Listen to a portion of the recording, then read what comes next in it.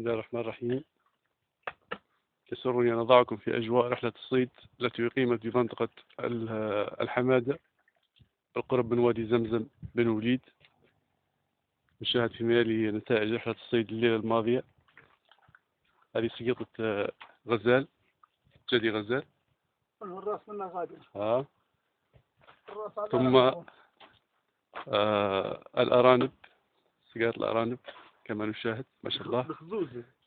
هذا رأس الجدي الغزال، خزوزة الحقيقة بشكل وفير، تقول بنشر الشغاشير ما شاء الله. نشاهد الآن الصيادين وقد أنهكهم تعب الليلة الماضية.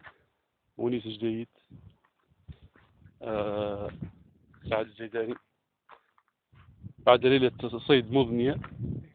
هذا صلاح الزيداني أحد المستغربين في الصيد يعني.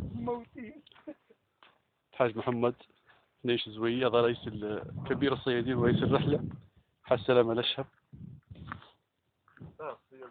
راضي خميس. وهذا طبعا زعيم الموضوع كله خميس. هذا حكاية بصراحة. حكاية هذا طبعا.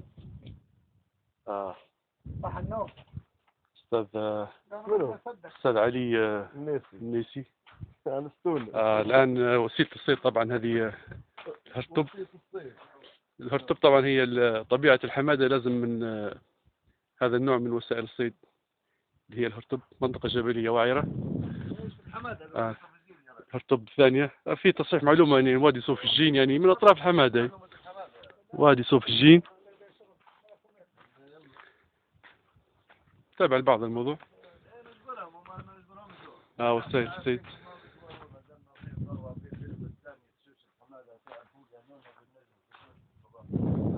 بدأ استيقاظ الصيادين الآن لتناول وجبة الغداء. كان معكم محدثكم محمد مقيس القبائلي، صوف الجين بقرب من وادي الحمادة بن وليد.